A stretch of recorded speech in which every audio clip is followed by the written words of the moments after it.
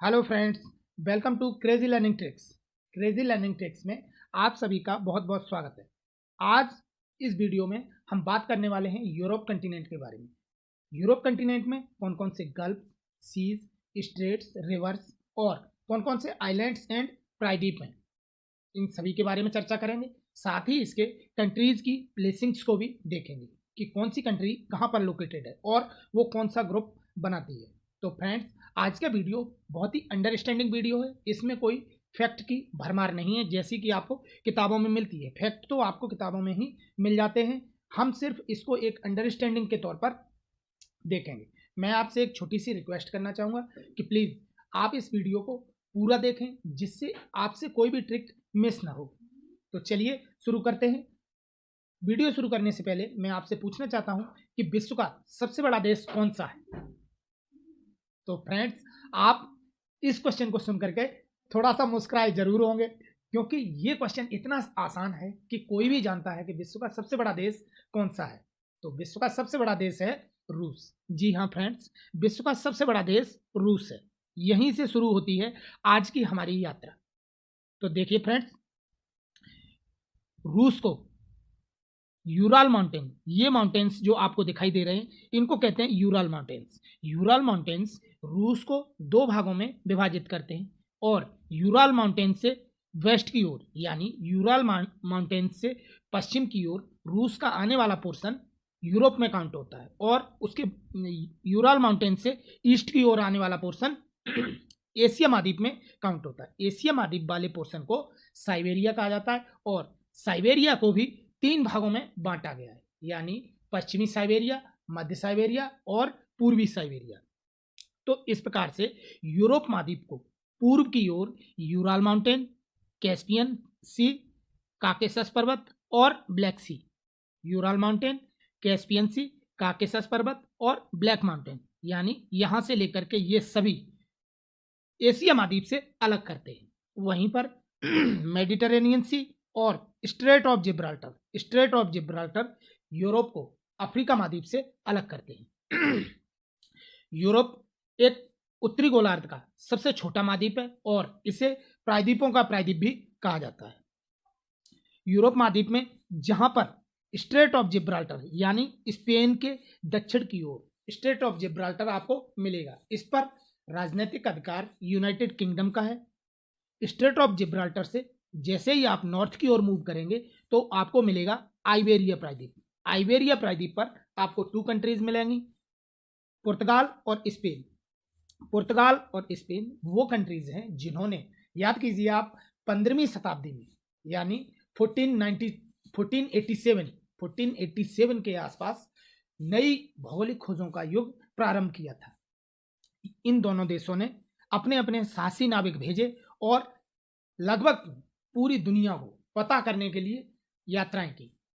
पुर्तगाल के राजकुमार Henry the navigator ने अपने यात्रियों को भेजा, जिनमें से सबसे पहले 1487 में बार्थोलोमो डियाज नाम का यात्री पूरे अफ्रीका महाद्वीप का चक्कर काट के उत्तमासा अंतरीप पर पहुंचा। जब वह उस अंतरीप पर पहुंचा तो उसने देखा कि वहां बहुत ही तेज हवाएं चल रही हैं, तूफानी हवाएं चल रही थी। तो उसने उत्तमासा अंतरीप का नाम तूफानी अंतरीप रखा। दोस्तों, मैं आपको बता दूं कि आज के समय में, मौजूदा समय में, उत्तमासा अंतरीप को केप ऑफ गुड होप के नाम से जाना जाता है। 1494 में स्पेन का एक निवासी कोलंबस भारत की खोज करने निकला था, लेकिन वो बेचारा पहुंचा कहां? अमेरिका। तो दोस्तों, इस प्रकार से अमेरिका महाद्वीप की खोज किसने की? कोलंबस ने। जी हाँ, यहां पर एक इंपॉर्टेंट पॉइंट आपको बता दूं कि अमेरिका का नाम कोलंबस के नाम पर नहीं रखा गया। यद्यपि खोज, अमेरिका की खोज कोलंबस ने की थी, पर उसका अमेरिका महाद्वीप का नाम अमेरिगो वेस्पुस्सी के नाम पर रखा गया। उसके बाद में 1498 में पुर्तगाल का एक और नाविक Vasco da Gama Cape of Good Hope, पूरे अफ्रीका महाद्वीप का चक्कर लगाते हुए केप ऑफ गुड होप होते हुए और कहां पहुंचा? कालीकट में पहुंचा, जहां पर वहां के राजा जमोरिन ने उसका स्वागत किया।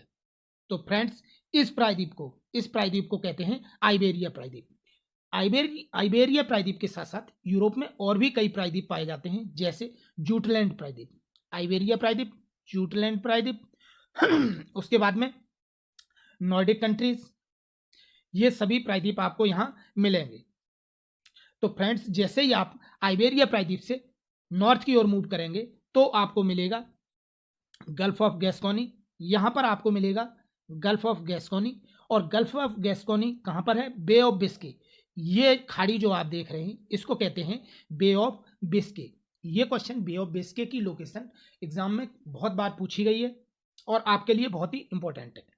अब हम मूव करते हैं और थोड़ा सा नॉर्थ की ओर, तो आपको मिलेगा फ्रांस। फ्रांस यूरोप कंटिनेंट का सबसे बड़ा देश है और यह चार पर्वतों के द्वारा 4 कंट्रीज से अलग होता है। ये चारों पर्वत कौन कौन से हैं? PAJV यानी पिरेनीज, आल्प्स, जूरा और बासजेस। इसको मैं शॉर्ट में कहता हूं पाजेब। अब आप इस ट्रिक को लर्न कीजिए। पाजेब यानी पिरेनीज, ये पिरेनीज आपको यहां पर मिलेगा। पिरेनीज पर्वत फ्रांस को स्पेन से अलग करते हैं। उसके बाद में आपको आल्प्स पर्वत फ्रांस को इटली से अलग करते हैं। जूरा पर्वत आपको मिलेंगे जो कि फ्रांस को स्विट्जरलैंड से अलग करते हैं। और वासजेस पर्वत आप फ्रांस को जर्मनी से अलग करते हैं। तो इस प्रकार से फ्रांस को पाजेब अलग करता है किस किस कंट्री से? स्पेन, इटली, स्विट्जरलैंड और जर्मनी। तो फ्रेंड्स, फ्रांस का उत्तर पूर्वी मध्यवर्ती भाग प्राचीन उच्चभूमि यानी पठार है। फ्रांस का उत्तर पूर्वी और मध्यवर्ती भाग, फ्रांस का उत्तर पूर्वी और मध्यवर्ती भाग कैसा है? उच्चभूमि यानी पठार है, जिसको सेंट्रल मैसिव के नाम से जाना जाता है। दक्षिणी और दक्षिण पूर्वी सीमा पर आपको नए मोड़दार पर्वत मिलेंगे जिनका नाम पिरेनीज और आल्प्स को मैंने आपको दिखाई दिया। एक बार फिर दोबारा इसको मैप पर देखें। देखिए, ये पिरेनीज पर्वत हैं और ये आल्प्स पर्वत हैं। पिरेनीज किससे अलग करता है? स्पेन से। और आल्प्स अलग करता है इटली से। सीन नदी, फ्रांस में वैसे तो कई नदियां बहती हैं, लेकिन कुछ एक मुख्य नदी इस प्रकार से है। गैरोन और लवायर ये दो नदियां हैं जो बे ऑफ बिस्के में अपना मुहाना यानी एस्चुरी बनाती हैं। इसके बाद में आपको एक और नदी मिलेगी, वो है सीन नदी के किनारे पर फ्रांस की राजधानी पेरिस बसी हुई, और पेरिस को फैशन की नगरी भी कहा जाता है। फ्रांस के दक्षिण की ओर आपको मिलेगा मेडिटेरेनियन सी में आपको 5 आइलैंड्स मिलेंगे। इन आइलैंड्स के नेम इस प्रकार से हैं। बेलरिक आइलैंड, जो कि आपको बेलरिक आइलैंड, सार्डिना, कॉर्सिका, सिसिली, और यहाँ ग्रीस के नीचे आपको एक आइलैंड मिलेगा क्रीट। इनको लर्न करने की मैंने एक ट्रिक बनाई है, BSC। तो फ्रेंड्स, बेलरिक, सार्डिना, कॉर्सिका, सिसिली और क्रीट। बेलरिक आइलैंड आप मैप में देख रहे हैं। बेलरिक आइलैंड स्पेन के नज़दीक है, तो इस पर राजनीतिक अधिकार किसका है? स्पेन का। उसके बाद में सार्डिना इटली के नज़दीक है, तो इस पर राजनीतिक अधिकार किसका है? इटली का। और कॉर्सिका पर राजनीतिक अधिकार है फ्रांस का। और इसके बाद में आपको मिलेगा इटली के दक्षिण की ओर सिसिली पर राजनीतिक अधिकार इटली का है। और ग्रीस के दक्षिण की ओर आपको मिलेगा क्रीट आइलैंड पर राजनीतिक अधिकार ग्रीस का है। तो इस प्रकार से फ्रेंड्स, मेडिटेरेनियन सी में आपको 5 आइलैंड्स, मेजर आइलैंड्स मिलेंगे जिनको कहते हैं BSC। ये ट्रिक आप लर्न कर सकते हैं, जिससे आपको इन आइलैंड्स को लोकेट करने में बहुत ही आसानी होगी। अब हम फ्रेंड्स कुछ एक ऐसी यूरोप की नदियों के बारे में बात करते हैं। ये नदियां कौन कौन सी हैं और कौन कौन से सी में या कौन कौन से बे में गिरती हैं। सबसे पहले हम बात करते हैं मेडिटेरेनियन सी की। मेडिटेरेनियन सी में आपको एब्रो, रॉन और टाइबर, ये तीनों नदियां मेडिटेरेनियन सी में अपना मुहाना बनाती हैं। गैरोन और लवायर, ये दोनों नदियां बे ऑफ बिस्के है, इसमें आपको गिरती हुई दिखेंगी। उसके बाद में सीन नदी इंग्लिश चैनल में गिरती है, और पेरिस, फ्रांस की राजधानी पेरिस, इसके किनारे बसी हुई है।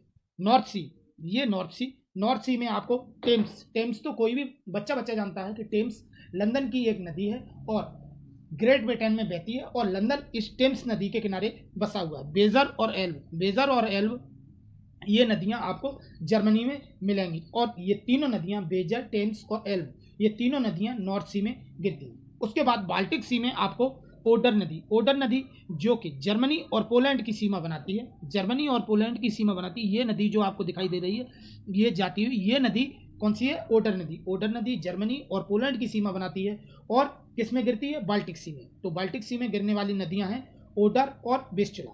उसके बाद में पो नदी को इटली की गंगा कहा जाता है और ये किसमें अपनी एस्चुरी बनाती है? एड्रियाटिक सी में। इसके बाद में सी ऑफ अजोब ये आपको दिखाई दे रहा है, इसमें गिरती है डॉन नदी। उसके बाद में डेन्यूब, नीस्टर और नीपर, ये डेन्यूब यहाँ डेल्टा बनाती है और नीस्टर नीपर ये दिखाई दे रही है आपको, ये रिवर, ये तीनों रिवर आपको कहाँ मिलेंगे? ब्लैक सी में गिरती हुई दिखाई देंगी। और कैस्पियन सी में आपको यूराल और वोल्गा नदियां मिलती हैं। तो इस प्रकार से दोस्तों आपको एब्रो, रॉन और टाइबर मिलेंगी मेडिटेरेनियन सी में। गैरोन और लवायर ये दोनों नदियां गिरती हैं बे ऑफ बिस्के में। सीन इंग्लिश चैनल में। टेम्स, वेजर और एल्ब ये तीनों नदियां नॉर्थ सी में। उसके बाद में ओडर और विस्चुला ये बाल्टिक सी में। पो जिसको इटली की गंगा कहा जाता है ये गिरती है एड्रियाटिक सी में। और डॉन नदी अपना जल गिराती है अजोब सी में। उसके बाद में डेन्यूब नीस्टर नीपर ये गिरती हैं ब्लैक सी में। और यूराल और वोल्गा ये गिरती हैं कैस्पियन सी में। इसके बाद में आपको यूरोप कंटिनेंट में लेक्स यानी आपको कौन कौन सी झीलें मिलेंगी? लडोगा जो कि सबसे बड़ी झील है यूरोप कंटिनेंट की, ये आपको यहाँ मिलेगी। लडोगा और ओनेगा यानी गल्फ ऑफ फिनलैंड से ईस्ट की ओर आपको दोनों झीलें मिलेंगी, लडोगा झील और ओनेगा झील। लडोगा झील का क्षेत्रफल 17,700 किलोमीटर स्क्वायर है। और उसके बाद में मिलेगी आपको ओनेगा। जिनेवा झील आपको स्विट्जरलैंड में, गार्दा झील इटली में और सेल्जान झील आपको मिलेगी स्वीडन में। इसके बाद में हम कुछ एक स्टेट्स की बात करते हैं। स्टेट्स आपको मिलेंगे जिब्राल्टर स्टेट। उसके बाद में यहाँ कोर्सिका और सार्डिना के बीच में आपको मिलेगी बोनिफेसियो मैसिनी स्टेट। उसके बाद में ओट्रेंटो स्टेट आपको इटली और अल्बेनिया के बीच में मिलेगी। इसके बाद में बॉस्पोरस स्टेट और कर्च स्टेट आपकी सी ऑफ अजोब और ब्लैक सी को जोड़ती है। तो फ्रेंड्स ये थे आपके आइलैंड्स, रिवर्स और लेक्स। तो फ्रेंड्स फ्रांस के अधिकांश लोग शहरों में रहते हैं, लेकिन फ्रांस को फिर भी किसानों का देश कहा जाता है क्योंकि यह यूरोप का एकमात्र ऐसा देश है जो कि खाद्यान्न में आत्मनिर्भर। इसका मतलब ये है कि अन्य देश जो हैं वो खाद्यान्न को बाहर से आयात करते हैं, अपनी आवश्यकता के अनुसार आयात करते हैं। फ्रांस का स्ट्रासबर्ग इंजीनियरिंग के लिए, लियोन्स रेशम के लिए और लील आर्टिफिशियल सिल्क के लिए फेमस है। अब हम बात करते हैं यूनाइटेड किंगडम की। यूनाइटेड किंगडम फ्रांस से इंग्लिश चैनल और डोवर संधि, ये आप देख रहे हैं इंग्लिश चैनल और डोवर संधि, इसके माध्यम से फ्रांस से, या कहने का मतलब यूरोप की मुख्य भूमि से अलग होता है और इस पूरे द्वीपों के समूह को यूनाइटेड किंगडम के नाम से जाना जाता है। इसमें आपको लंदन, वेल्स, स्कॉटलैंड और नदर्न आयरलैंड मिलेंगे। लंदन, वेल्स और स्कॉटलैंड, इन तीनों को मिलाकर के कहा जाता है ग्रेट ब्रिटेन। और ग्रेट ब्रिटेन में अगर नदर्न आयरलैंड को और जोड़ दिया जाए तो ये सभी मिलकर के संयुक्त रूप से क्या कहलाते हैं? United kingdom. यूनाइटेड किंगडम को इंग्लिश चैनल और डोवर जल संधि मुख्य भूमि से अलग करते हैं। इसमें एक खास बात यह है कि जो ग्रीनविच जीएमटी, हम कई बार चर्चा में सुनते हैं जीएमटी, हमारा समय कहाँ से लिया जाता है? जीएमटी से। तो ये प्रधान देशांतर रेखा यूनाइटेड किंगडम के ग्रीनविच नामक स्थान से होकर के गुजरती है। यूनाइटेड किंगडम की मध्य भूमि, यानी इस मध्य भूमि को किस नाम से जाना जाता है? मूरलैंड। मूरलैंड यानी यहाँ पर पेड़ों का अभाव है, पेड़ों का अभाव है। और यहाँ पर ये जगह ऐसी नहीं है कि यहाँ पर सिर्फ पेड़ों का अभाव है, पेड़ों का अभाव तो है ही, यहाँ पर आपको बहुत ही अधिक मात्रा में खनिज मिलेंगे, जैसे कोयला इत्यादि।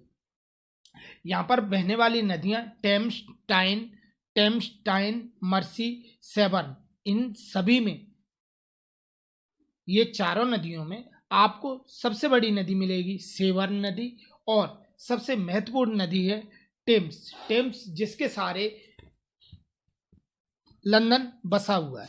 अब हम बात करते हैं यूनाइटेड किंगडम की जलवायु के बारे में। यहाँ की जलवायु समशीतोष्ण महासागरीय जलवायु है।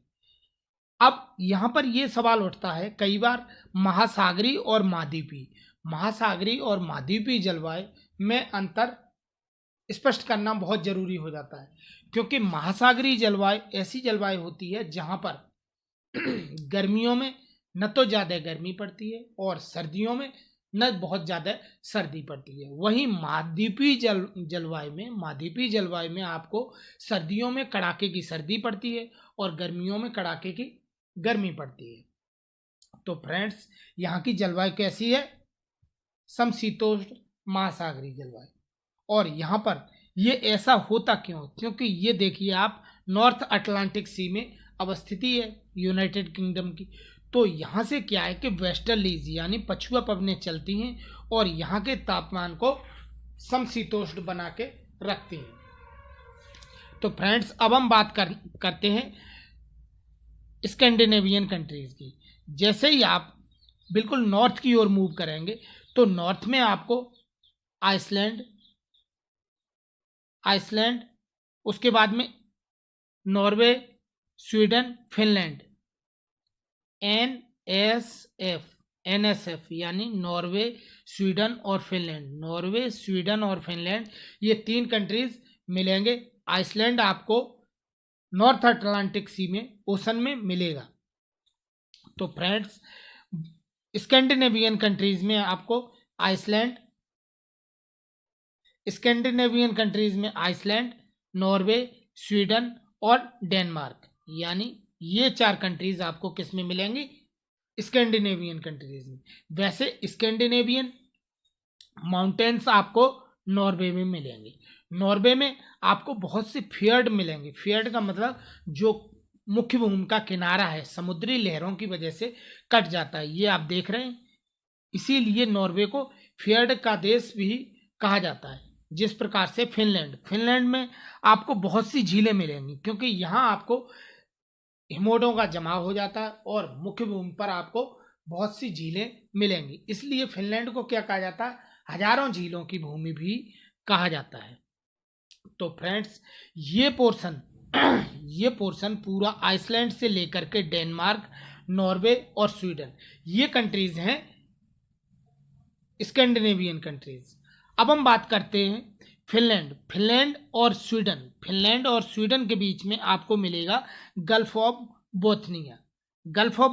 ये बहुत ही ज़्यादा इम्पोर्टेंट क्वेश्चन है, क्योंकि ये आपको कई परीक्षाओं में देखने को मिलेगा। गल्फ ऑफ बोथनिया जो कि स्वीडन और फिनलैंड के बीच में है, और फिनलैंड से नीचे की ओर आपको मिलेगी गल्फ ऑफ फिनलैंड के साथ ही ये जो सी है इसको कहते हैं बाल्टिक सी, और इस बाल्टिक की सी के साथ में आपको 3 कंट्रीज मिलेंगी, यानी एस्टोनिया, लेटविया और लिथुआनिया। इन 3 कंट्रीज को संयुक्त रूप से क्या कहा जाता है? Baltic countries. इन तीनों कंट्रीज को क्या कहा जाता है? Baltic countries. ये 3 कंट्रीज मिलकर के बाल्टिक कंट्रीज कहलाते हैं। अब फ्रेंड्स, मैं आपको एक बार फटाफट रिवाइज कर देता हूं कि अभी तक हमने क्या क्या सीखा। देखिए फ्रेंड्स, आइबेरिया प्रायद्वीप, जूटलैंड प्रायद्वीप, Scandinavian countries, in United kingdom, France.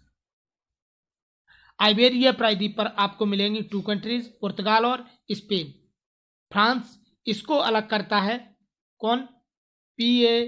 जेबी, पाजेब, पाजेब अलग करता है, पिरेनीज अलग करता है स्पेन से, आल्प्स अलग करता है इटली से, जूरा अलग करता है स्विट्जरलैंड से, और वास्जेस अलग करता है जर्मनी से।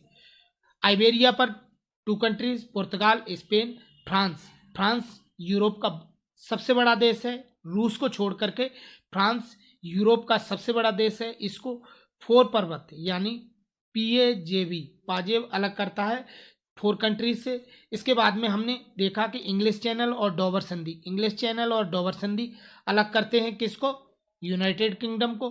और उसके बाद में हमने देखा स्कैंडिनेवियन कंट्रीज, स्कैंडिनेवियन कंट्रीज में आपको आइसलैंड, नॉर्वे, स्वीडन और डेनमार्क यानी आईएनएसडी, आईएनएसडी यानी आइसलैंड, नॉर्वे, स्वीडन और डेनमार्क, ये कंट्रीज आपको मिलेंगी। तो फ्रेंड्स अब हम बात करते हैं जर्मनी के बारे में। जर्मनी जो कि आपको फ्रांस की सीमा से जुड़ा हुआ मिलेगा। ये भाग जहां जर्मनी जर्मनी लिखा हुआ है, इसको मैं आपको पॉलिटिकल मैप पर भी दिखाऊंगा। ये देश है जर्मनी। जर्मनी जैसा कि आप जानते हैं द्वितीय विश्व युद्ध में जर्मनी के 2 भाग हो गए थे, और उसके बाद में 1990 में जर्मनी के दोनों भागों को यानी ईस्टर्न पोर्शन को और वेस्टर्न पोर्शन को, दोनों भागों को संयुक्त किया गया। तब जर्मनी की राजधानी क्या हो गई, बर्लिन। आप जानते हैं जर्मनी के वेस्टर्न पार्ट पर प्रभाव किसका था, यूएसए का, और ईस्टर्न पार्ट पर प्रभाव था उस समय के भूतपूर्व यूएसएसआर का। और 1990 में दोनों पार्ट एक हो गए। अब यहाँ पर एक इंपॉर्टेंट पॉइंट आपको मैं बता दूं कि 1991 में, दिसंबर 1991 में भूतपूर्व यूएसएसआर यानी यूनाइटेड स्टेट्स ऑफ सोवियत रसिया, इसका डिसइंटीग्रेशन भी हुआ था। तो 1990 में क्या हुआ, जर्मनी का एकीकरण हुआ, और 1991 में रूस का डिसइंटीग्रेशन हुआ। रूस का कहने का मतलब सोवियत रूस का। जर्मनी में Rhine, Main, Ruhr, Ems, Weser, Elbe और Oder, Rhine, Main, Ruhr, Ems, Weser, Elbe और ओडर और डेन्यूब, ये सभी नदियां बहती हैं। इन सभी नदियों में डेन्यूब को छोड़ करके बाकी सभी नदियां कैसी हैं, उत्तर की ओर बहती हैं। जबकि डेन्यूब कैसे बहती है, ये दक्षिण की ओर बहती है और ब्लैक सी में अपना मुहाना बनाती है, यानी ये अपना डेल्टा कहाँ बनाती है, ब्लैक सी में। डेन्यूब जिसको यूरोप की गंगा कहा जाता है, यूरोप की गंगा क्योंकि ये 5 राजधानियों और 8 देशों से होकर के गुजरती है।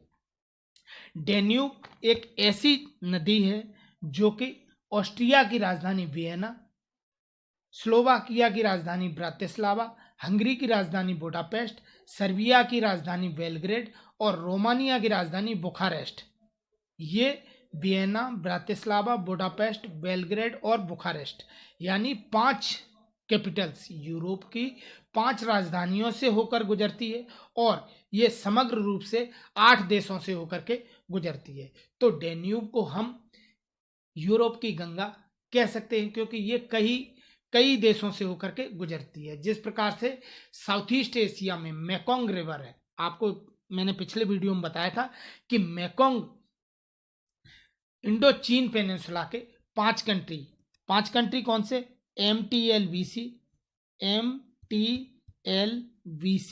यानी म्यांमार, थाईलैंड, लाओस, वियतनाम और कंबोडिया। इन 5 कंट्रीज को, ये पांचों कंट्रीज की अवस्थिति किस पर है, इंडो चीन पेनिनसुला पर है। ये मेकोंग रिवर इन 5 देशों से होकर के गुजरती है, इसलिए इसको साउथ ईस्ट एशिया की गंगा कहा जाता है। इसी प्रकार से डेन्यूब नदी भी यूरोप की गंगा है जो कि 5 राजधानियों और 8 देशों से होकर गुजरती है। फ्रेंड्स, एशिया के बारे में आपको अगर ट्रिक्स आप देखना चाहते हैं एशिया की कंट्रीज को लर्न करने के लिए, तो हमारा पिछला वीडियो अवश्य देखें। तो फ्रेंड्स, जर्मनी में बहने वाली नदियों में डेन्यूब एक ऐसी नदी है जो कि दक्षिण की ओर बहती है और बाकी सारी नदी आपको उत्तर की ओर बहती हुई मिलेंगी। राइन और रूर, राइन और रूर, राइन नदी राइन नदी और रूर के बीच में जो क्षेत्रफल पड़ता है वो कोयला उत्पादन के लिए बहुत ही प्रसिद्ध है। राइन और रूर के बीच के क्षेत्रफल में औद्योगिक पेटी है और आप जानते हैं जहां उद्योग होते हैं वहां पर लोग बहुत ज़्यादा मात्रा में एकत्रित होते हैं क्योंकि वहां पर उनको रोजगार मिलता है, तो वहां आपको पॉपुलेशन का संकेंद्रण मिलेगा। तो फ्रेंड्स, राइन क्षेत्र को, रूर बेसिन को जर्मनी का काला प्रदेश और औद्योगिक हृदय स्थल भी कहा जाता है। तो फ्रेंड्स, अभी तक हमने यूरोप के जो मेजर कंट्रीज हैं उनके बारे में बातचीत की। अब हम कुछ आपको एक ट्रिक बताएंगे जिनसे आप यूरोप के सीज और गल्फ्स और स्टेट्स को लर्न कर सकते हैं। ये ट्रिक्स इस प्रकार से हैं, देखिए। मेडिटेरेनियन सी, यहाँ पर आपको मिलेगा लिगुरियन सी, ये आपका एड्रियाटिक सी। उसके बाद में टाइरेनियन सी, आयोनियन सी, यहाँ आपको मिलेगा एजियन सी, ये मरमरा सी, ब्लैक सी और सी ऑफ अजोब। ये सभी सीज को लर्न करने के लिए मैंने एक ट्रिक बनाई है। अब इस ट्रिक को देखते हैं क्या है। MALTI, Malti as MBA, Malti as MBA, यानी मालती एक लड़की थी जो कि काफी एज हो गई तब उसने MBA किया। तो ट्रिक हमारी क्या है, मालती एज MBA, यानी मेडिटेरेनियन सी, एड्रियाटिक सी, लिगुरियन सी, टाइरेनियन सी, आयोनियन सी, एजियन सी और उसके बाद में सी ऑफ मरमरा, ब्लैक सी और सी ऑफ अजोब सी, यानी मेडिटेरेनियन, एड्रियाटिक, मेडिटेरेनियन सी आपको मिलेगा यहाँ, मेडिटेरेनियन सी, एड्रियाटिक सी, लिगुरियन सी, टाइरेनियन सी, आयोनियन सी, एजियन सी और उसके बाद में सी ऑफ मरमरा, ब्लैक सी और सी ऑफ अजोब। तो इस प्रकार से आप माल्टी एज MBA की मदद से आप ये सीज को लर्न कर सकते हैं। यदि हम यूरोप महाद्वीप के अटलांटिक ओशन की ओर देखें तो हमें मिलेगा, सबसे फर्स्ट में यहां आपको मिलेगा Strait of Gibraltar, Gulf of Gascony, Bay of Biscay, English Channel, Dover संधि, नॉर्थ सी, बाल्टिक सी, उसके बाद में व्हाइट सी आपको कोला प्रायद्वीप, ये जो कोला पेनिनसुला है यूरोप का, इसी पर आपको मर्मोन्स्क बंदरगाह भी मिलेगा। यूरोप का मर्मोन्स्क बंदरगाह आपको कोला पेनिनसुला, ये जो कोला पेनिनसुला इस पर आपको मिलेगा। कोला पेनिनसुला के दक्षिण की ओर आपको मिलेगा व्हाइट सी और सेल्टिक सी आयरलैंड के नीचे, आयरलैंड के दक्षिण की ओर आपको मिलेगा सेल्टिक सी और यहाँ पर ये जो सी आप देख रहे हैं इसको कहते हैं इंग्लिश सी, सॉरी इसको कहते हैं आयरिश सी। एक बार फिर दोबारा क्लियर कर देता हूँ, सेल्टिक, आयरिश, नॉर्थ, बाल्टिक और व्हाइट। कितने सी मिलेंगे, 1 2 3 4 5 सी मिलेंगे आपको यहाँ पर, सेल्टिक, आयरिश, नॉर्थ, बाल्टिक और व्हाइट। और ये आपका पेनिनसुला है कोला पेनिनसुला। तो फ्रेंड्स, ये ट्रिक्स हो गई। अब आपको कंट्रीज लर्न करने की कुछ एक ट्रिक बताऊंगा। देखिए, PSF यानी पुर्तगाल, PSF पुर्तगाल, स्पेन, फ्रांस। यहां आपको मिलेगा NSF यानी नॉर्वे, स्वीडन और फिनलैंड। नॉर्वे, स्वीडन, फिनलैंड, यहाँ आपको मिलेगा पुर्तगाल, स्पेन, फ्रांस, PSF और NSF। इसके बाद में बाल्टिक कंट्रीज, ये 3 कंट्रीज हैं, ELL यानी एस्टोनिया, लैटविया और लिथुआनिया। इसके बाद में अब हम यूरोप का रीजनल डिवीजन भी देख लेते हैं। यूरोप का रीजनल डिवीजन इस प्रकार से, इसको पॉलिटिकल मैप पर देखते हैं। तो फ्रेंड्स, जहां पर ओडर नदी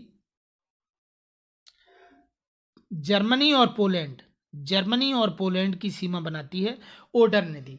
ये मान लीजिए आप ओडर नदी को एक ऑर्डर मान लो, सीधी सी बात है, ओडर नदी को एक ऑर्डर मान लीजिए। ओडर नदी से लेकर के ईस्ट की ओर आने वाला पोर्शन आपको मिलेगा ईस्टर्न यूरोप में। यहां से जर्मनी की ओर, ओडर नदी से जर्मनी की ओर ये वाला पोर्शन आपको मिलेगा वेस्टर्न यूरोप में। स्कैंडिनेवियन कंट्रीज और बाल्टिक कंट्रीज ये मिलकर बनाते हैं नदर्न यूरोप और मेडिटेरेनियन सी पर आपको मिलेंगे सदर्न यूरोप। तो ईस्टर्न यूरोप में आपको पोलैंड, बेलारूस, यूक्रेन, रोमानिया ये कंट्रीज मिलेंगी जो कि ईस्टर्न यूरोप को रिप्रेजेंट करते हैं। और ओडर नदी से यानी पोलैंड और जर्मनी की सीमा से वेस्ट की ओर जो कंट्रीज आती हैं, इनमें यूनाइटेड किंगडम, फ्रांस, जर्मनी और बेनेलक्स, ये 3 कंट्रीज जिनको निम्न भूमि का देश कहा जाता है। ये निम्न भूमि की देश कौन कौन से हैं? बेनेलक्स यानी बेल्जियम, नीदरलैंड और लग्जमबर्ग। ये तीनों कंट्रीज मिलकर के क्या कहलाते हैं? निम्न भूमि के देश। यहाँ पर नीदरलैंड, जिसको हम हॉलैंड के नाम से भी जानते हैं, हॉलैंड में एग्रीकल्चरल लैंड को प्राप्त करने के लिए समुद्र को पीछे की ओर धकेला गया है और वहां पर ऊंचे ऊंचे डाइक बनाए गए। यहाँ डाइक बनाने से समुद्र को वहीं रोका गया है और उस अरेबल लैंड को क्या कहा जाता है? पोल्डर लैंड यानी पोल्डर भूमि, और उस पर एग्रीकल्चर किया जाता है। तो ये 3 कंट्रीज बेल्जियम, नीदरलैंड और लग्जमबर्ग, ये 3 कंट्रीज और यूनाइटेड किंगडम, जर्मनी और फ्रांस ये आपको मिलेंगे वेस्टर्न यूरोप में।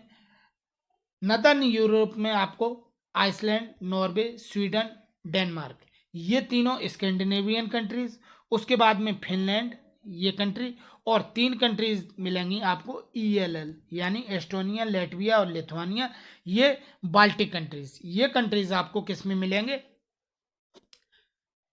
नदर्न यूरोप में। और सदर्न यूरोप में आपको मेडिटेरेनियन सी की बॉर्डरिंग कंट्रीज, जो मेडिटेरेनियन सी को टच करती हैं जो कंट्रीज, वो आपको मिलेंगी, जैसे स्पेन, इटली, टर्की और बल्गेरिया, इस तरह की कंट्रीज आपको मिलेंगी सदर्न यूरोप में।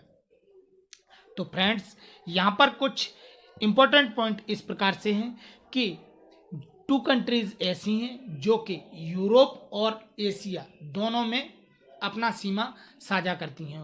कहने का मतलब उनका कुछ क्षेत्रफल यूरोप में आता है और कुछ क्षेत्रफल एशिया में आता है। वो दोनों कंट्रीज कौन कौन से हैं? पहला कंट्री है रसिया, जो कि मैंने आपको वीडियो के शुरू में ही बताया था। ये कंट्री है रसिया, जिसका इधर का पोर्शन यानी यूराल से वेस्ट का पोर्शन रसिया यूरोप में और ईस्ट का पोर्शन एशिया में आता है। दूसरा देश है टर्की। टर्की का कुछ पोर्शन यूरोप में और कुछ पोर्शन एशिया कंटिनेंट में आता है। अब यहाँ पर मैं आपको 2 पॉइंट्स और बताना चाहूँगा। यूरोप का सबसे छोटा देश आपको मिलेगा इटली की राजधानी रोम में, जिसको कहते हैं वेटिकन सिटी। वेटिकन सिटी आपको इटली की कैपिटल रोम के अंदर, यानी ये एक ऐसा देश है जो कि शहर के अंदर बसा हुआ है। और दूसरा देश जो मैं आपको बताना चाहता हूँ वो है फ्रांस और स्पेन की सीमा पर आपको मिलेगा मोनाको। फ्रांस और स्पेन की सीमा पर आपको मोनाको मिलेगा। ये 2 कंट्रीज ऐसे कंट्री हैं जो विश्व के सबसे छोटे हैं, और इन दोनों में से विश्व का सबसे छोटा कंट्री है वेटिकन सिटी, जो कि आपको इटली की राजधानी रोम में मिलेगा, और दूसरा देश है मोनाको। तो फ्रेंड्स, आई होप इस अंडरस्टैंडिंग ब्रीफ वीडियो में आपको कुछ समझ में आया होगा। मैंने आपके काफ़ी डाउट्स क्लियर किए हैं। यदि आपको फिर भी कोई डाउट रह गया हो तो प्लीज़ कमेंट करके ज़रूर पूछें, और इसी प्रकार के इंटरेस्टिंग वीडियो देखने के लिए हमारे चैनल को सब्सक्राइब करें, बेल आइकन को प्रेस करना बिल्कुल भी ना भूलें। Thanks for watching, have a great day.